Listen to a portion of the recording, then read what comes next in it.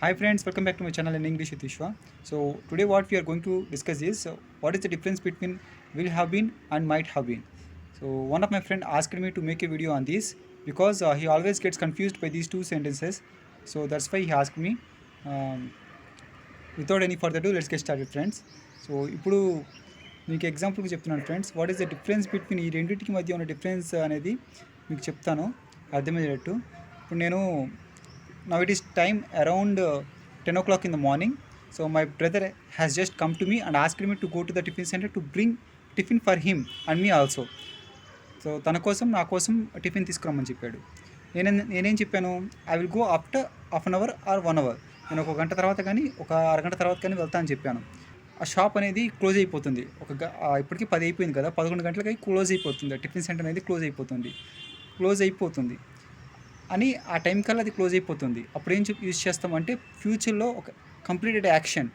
అదే ఇప్పుడు క్లోజ్ అయిపోయింది అనుకోండి, నేను వచ్చేటప్పుడు చూసాను క్లోజ్ అయిపోయింది అనుకోండి, that tiffin centre was closed, అది ప్యాసివ్ అవుతుంది. క్లోజ్డ్ అంటే లేదు వాళ్ళు క్లోజ్ చేశారనుకోండి, they close that shop, they close that tiffin centre, వాళ్ళు క్లోజ్ చేశారు. అది ఇప్పుడే క్లోజ్ అయింది అనుకోండి, they have just close that shop, ఇప్పుడే క్లోజ్ చేశారు. మీరు చూస్తున్నారు, ఇప్పుడు చూశారు, ఇప్పుడు క్లోజ్ చేయబడింది. అంటే ఏమంది, that tiffin centre has been closed, ఇది ప్యాసివ్. అదే వాళ్ళు క్లోజ్ చేశారంటే they have close that shop. అర్థమవుతుందా ఫ్రెండ్స్?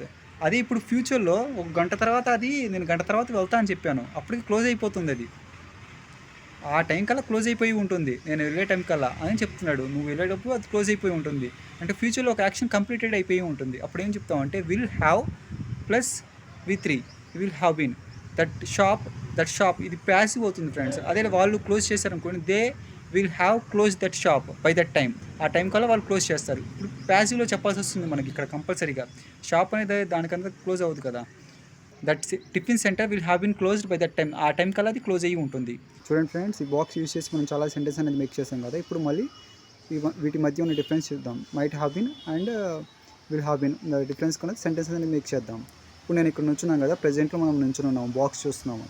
ఇప్పుడు ఈ బాక్స్ ఎవరు పెట్టారో మీకు తెలుసు. నిన్న మీరు చూశారు వాళ్ళు పెట్టడం. This box was kept here by them, వాళ్ళ ద్వారా పెట్టబడింది. నిన్న చూశారు మీరు. ఇక్కడ ప్యాసివ్ వాడాను. అదే వాళ్ళు పెట్టారని కూడా they kept this box here yesterday, వాళ్ళు ఇక్కడ పెట్టారు. ఇప్పుడు ప్రెజెంట్లో నుంచొని మీరు వాళ్ళు పెట్టడం చూడాల, వాళ్ళు పెట్టి ఉండవచ్చు అని మీరు గెస్ చేస్తున్నారు. అప్పుడు మీరు ఏం చెప్తారు, this box might have been kept here by them, they might have kept this box here అని చెప్తారు. Yesterday, they might have kept this box here yesterday. అదే ప్యాసివ్లో చెప్పాలంటే this box might have been kept here by them yesterday. అర్థమవుతుందా friends?